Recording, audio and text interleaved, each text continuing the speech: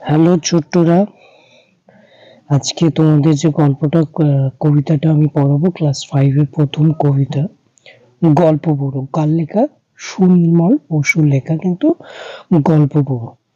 তো এই যে গল্প বুড়ো যে কবিতাটা আমরা পড়বো, তার আগে তোমাদেরকে এই গল্প বুড়ো সম্পর্কে একটুখানি ডিটেলস তোমাদেরকে আমি বলে দিই। ওকে,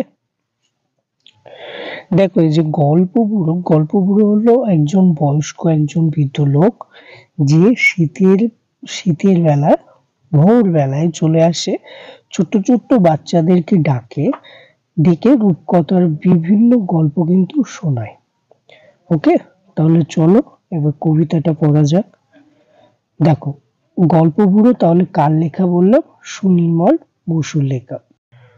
তাহলে দেখো, তোমাদের প্রথম যেটা আছে, বইছে হাওয়া উত্তরে। উত্তরে মানে কি? মানে উত্তর দিকে কিন্তু হাওয়া বইছে, তাই তো? তাহলে গল্প বুড়ো থুরথুরে, তাই তো? গল্প বুড়ো থুরথুরে মানে গল্প বুড়ো হলো নড়বড়ে, থুরথুরে মিন্স নড়বড়ে মানে বয়স্ক হয়ে গেছে। এবার দেখো বলছে চলছে হেঁটে পথ ধরে, তার মানে সে কোথা দিয়ে যাচ্ছে? পথ দিয়ে যাচ্ছে। শীতের ভোরে সত্তরে, শীতের ভোরবেলায়, সত্তরে খুব ভোরবেলায়, চেঁচিয়ে যে তার মুখ ব্যথা, রূপকথা চাই রূপকথা। মানে সে কি করছে? চেঁচিয়ে চেঁচিয়ে তার মুখ ব্যথা হয়ে যাচ্ছে না কেন? যে রূপকথা চাই রূপকথা, মানে রূপকথার যে গল্প, সেই রূপকথা মানে কি? কাল্পনিক যে বিভিন্ন গল্প, সেগুলোকে আমরা রূপকথার গল্প বলি, তাই তো? এবার দেখো বলছে ডাকছে রে সে ডাকছে রে, বলছে ডেকে হাঁকছে রে। তাহলে সে কি করছে? সবাইকে ডাকছে কেমন করে? হাঁক ছেড়ে ডাকছে, মানে জোরে জোরে ডাকছে, তাই তো? ঘুম থেকে আজ উঠ রে তোরা, মানে ঘুম থেকে উঠতে বলছে, তাই তো? কাদের উঠতে বলছে? দেখো, আয় রে ছুটে ছোট্টরা। তাহলে কাদেরকে ছুটে আসতে বলছে? এখানে ছোট্টদেরকে ছুটে ছুটে আসতে বলছে, তাই তো? কি আছে মোর তলপিটায়, মানে এই যে গল্প বুড়োর কাছে একটা ঝোলা আছে, তলপি মানে ঝোলা, তাই তো?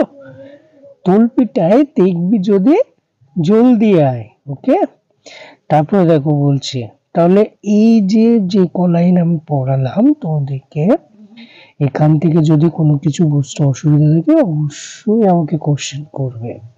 ওকে, তারপরে দেখো কি বলছে, কাঁধের উপর এই ঝোলা, কারণ তার কাঁধে যে ঝোলা আছে, তাই তো? গল্প ভরা মন ভোলা, তাই তো? মানে গল্প করে মন ভোলানো গল্প আছে কোথায়? মন ভোলানো গল্প কোথায় আছে? গল্প বুড়োর ঝোলাতে। তাহলে দেখো কাদের কাদের গল্প আছে, দেখো এখানে বলছে না, দৈত্য, দানব, যক্ষীরাজ। তাহলে কাদের কাদের থাকছে? দৈত্যের গল্প থাকছে, দানবের গল্প থাকছে, যক্ষীরাজের গল্প থাকছে, তাই তো? রাজপুত্র পক্ষীরাজ, তার মানে রাজপুত্রেরও গল্প আছে, আবার পক্ষীরাজেরও গল্প আছে, পক্ষীরাজ ঘোড়ার গল্প। মন পাবনের দ্বারখানা আজগুবি সব কারখানা, মানে মন পাবনের দ্বারখানা আজগুবি সব কারখানা, এখানে ভর্তি আমার তলপিটায় দেখবি যদি জলদি আয়।